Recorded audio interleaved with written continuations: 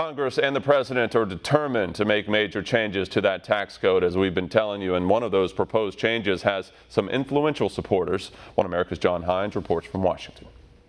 On the same day that President Trump was touting tax reform in North Dakota, the president's special assistant, Ivanka Trump, joined Utah Senator Mike Lee and the taxpayer advocacy group Americans for Tax Reform to make a push for tax cuts targeted to families. It is very important to the president and this administration that this is really a tax cut for the middle class and for working families.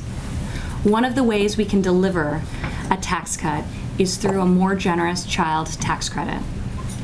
This administration is pushing for the largest child tax credit possible. And a similar proposal for an expanded child tax credit has actually been introduced in the Senate by Utah's Mike Lee, who says the current tax code is anti-family. We need to end the marriage tax penalty. We also need to end the child tax penalty. That's a little known, lesser understood feature of our tax code, but it actually punishes parents.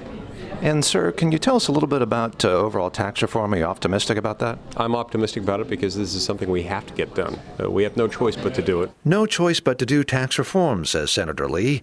And if Lee and Americans for Tax Reform President Grover Norquist have anything to do with it, that reform may tilt more towards families. The top issue before the American people, before Congress and the White House this fall is dramatic pro-growth tax reform. Ivanka Trump has been a leader of the argument for making it a pro-family tax cut as well by increasing the per-child tax credit. And increasing that child tax credit ultimately means more money to be spent and more options for working families, says Ralph Reed, chairman and founder of the Faith and Freedom Coalition. You know, the liberals often say, well, you know, we care about the children, and we do too.